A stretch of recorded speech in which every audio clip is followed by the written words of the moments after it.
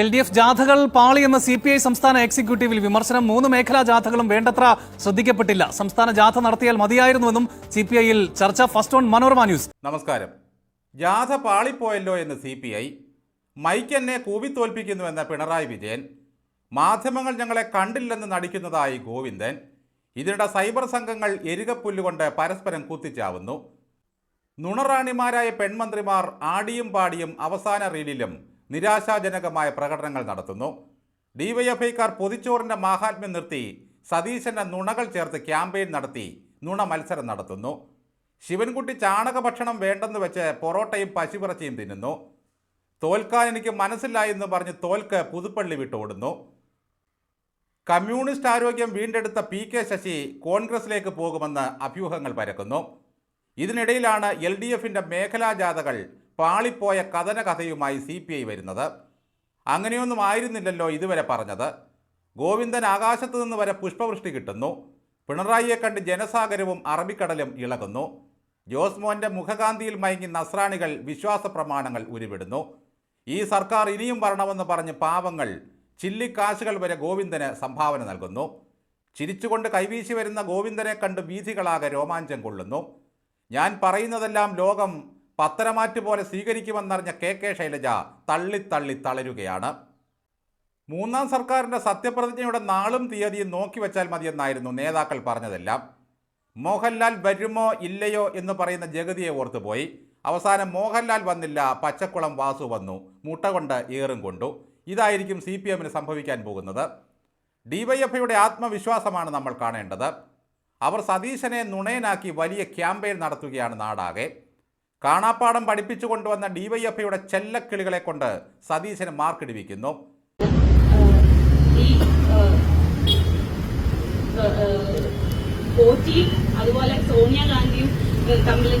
ഈ പെൺകുട്ടി ഭാവിയിൽ AA റഹീമിനെ അനുകരിക്കാനുള്ള സാധ്യത കാണുന്നുണ്ട്. അവർക്കിപ്പോൾ കോൺഗ്രസ് അല്ല പ്രധാന ശത്രു, ഒറ്റതിരിഞ്ഞുള്ള ആക്രമണമാണ്. രാഹുൽ മാങ്കൂട്ടത്തിൻ്റെ ഗർഭമെല്ലാം അവർ വളർത്തി പേരെടുത്തു കഴിഞ്ഞു. അതിജീവിതകളെയെല്ലാം തലോടിക്കൊടുത്തു.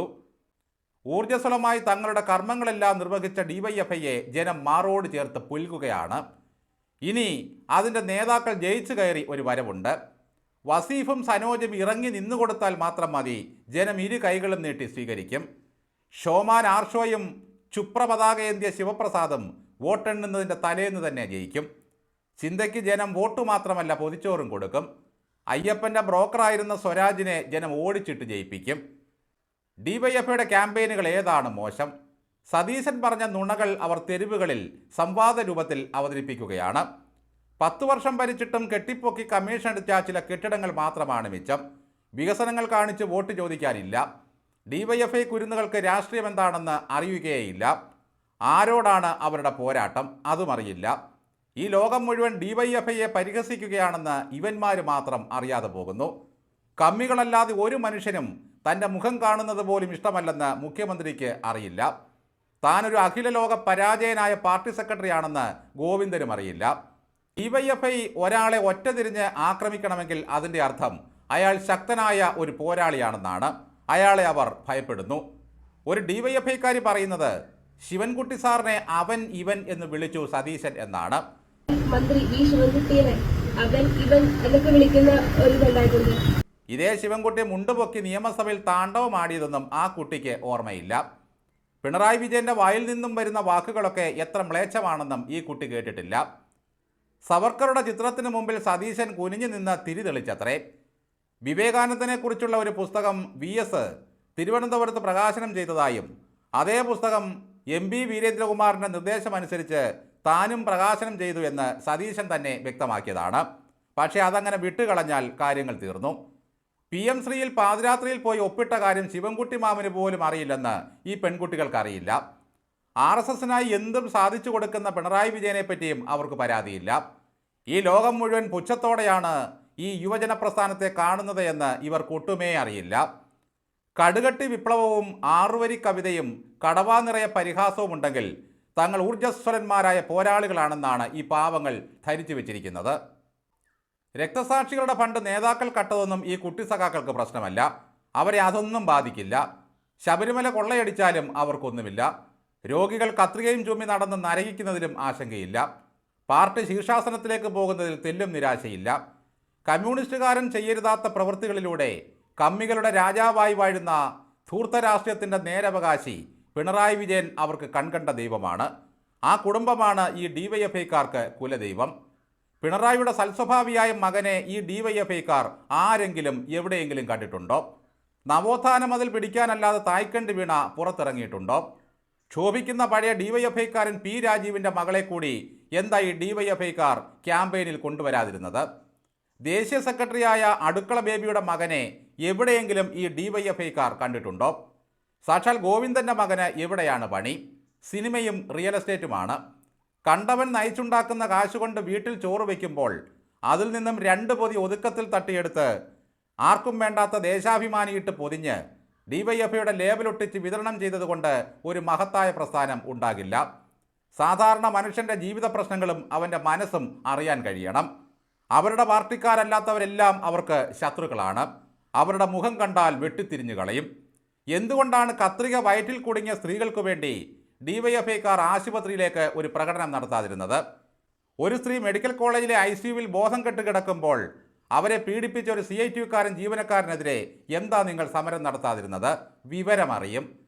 PT കുഞ്ഞുമുഹമ്മദ് എന്ന മഹാവൃത്തികെട്ടവൻ ഒരു സ്ത്രീയെ കടന്നു പിടിച്ച് പീഡിപ്പിച്ചപ്പോൾ എന്തുകൊണ്ടാണ് ആ ഡോക്ടർ ആച്ചിക്ക് പിന്തുണയുമായി നിങ്ങൾ ചെല്ലാതിരുന്നത്? ഡിവൈഎഫ്ഐക്കാരൻ്റെ മുട്ടുപിറയ്ക്കും. രാഹുൽ മാങ്കൂട്ടം പീഡിപ്പിക്കുന്നവർ മാത്രമേ ഉള്ളൂ തൻ്റെയൊക്കെ പെങ്ങന്മാർ. മറ്റേതൊക്കെ 2ാം കെട്ടിലേതായിരിക്കും അല്ലേ? 10 വർഷമായി ഡിവൈഎഫ്ഐ സമരം ചെയ്തിട്ട് ശരീരത്തെ സന്ധികളെല്ലാം കൊഴുപ്പ് കാരണം മടങ്ങാതെയായി. തായ്ക്കണ്ട് വീണമോൾക്കെതിരെ മാത്യു കുഴൽനാടൻ നിയമസഭയിൽ ആരോപണം ഉന്നയിച്ചപ്പോൾ മറുപടി പറയാൻ അവിടെ ഇരുന്ന ആർക്കും കഴിഞ്ഞില്ല. ആ ദൗത്യമേറ്റെടുത്ത ഡിവൈഎഫ്ഐ കുഴൽനാടൻ്റെ വീട്ടിലേക്ക് പ്രകടനം നടത്തി. കുഴലപ്പം നീട്ടി പരിഹസിച്ചു. പിന്നെ ഡിവൈഎഫ്ഐക്ക് കൈകാലികളുടെ കഴപ്പ് തീർക്കാൻ പറ്റിയത് രക്ഷാപ്രവർത്തനത്തിന് പിണറായി വിജയൻ ആഹ്വാനം ചെയ്തപ്പോഴാണ്. രാഹുലിൻ്റെ ഗർഭവും താങ്ങി അതിജീവിതകൾ നിറഞ്ഞതോടെ എന്തൊരു ഉത്സാഹമായിരുന്നു. പൈങ്കിളി വർക്കുകളും പരിഹാസവും പൊതിച്ചോറുമല്ലാതെ വേറെ ഒന്നിനും കഴിയാത്ത 10 വർഷങ്ങൾ. ബീഫ് ഫെസ്റ്റ് നടത്തി, ചുംബര സമരം നടത്തി, ആസ്തവ ഫെസ്റ്റ് നടത്തി. ഇതിനെല്ലാം ഒപ്പം ഡിവൈഎഫ്ഐ ഉണ്ടായിരുന്നു. ഈ വിശ്രമത്തിനെല്ലാം പിണറായി നിങ്ങളെക്കൊണ്ട് നന്നായി കണക്ക് പറയിക്കും. കൊടികളും കറുത്ത പൈപ്പും ധാരാളമായി കരുതേണ്ടി വരുന്ന വർഷങ്ങളാണ് വരാൻ പോകുന്നത്. നിങ്ങളുടെ ക്യാമ്പയിൻ ഇപ്പോൾ സൈബർ സംഘങ്ങൾ ഇട്ടിരിക്കുന്ന പേര് ഇരുണ്ട കാലം എന്നാണല്ലോ. ഇതിലും വലിയ ഇരുണ്ട കാലമാണ് നിങ്ങൾക്കിനി വരാൻ പോകുന്നത്. ഇതുവരെ കരക്കിരുന്ന് കളി കണ്ടു. കുറുവടിയും ചെടിച്ചട്ടിയുമായി യൂത്തന്മാരെ തല്ലിച്ചതച്ചു. പോലീസിനെ വരട്ടി എത്ര സുഖകരമായി നമ്മൾ ജീവിച്ചു. തോലുരിക്കുന്ന വിമർശന ശരങ്ങൾ സഭയിലും പുറത്തും വായിക്കുന്ന സതീശൻ്റെ ചുറ്റിനും 10 ആൾ കൂടുന്നു എന്നറിഞ്ഞതോടെയാണ് ഡിവൈഎഫ്ഐ പുതിയ ക്യാമ്പയിനുമായി വന്നിരിക്കുന്നത്. പറയുന്നത് ഡിവൈഎഫ്ഐ ആയതുകൊണ്ട് സകലരും വിശ്വസിക്കും. നുണ പറയുന്നവരെ സൂക്ഷിക്കുക.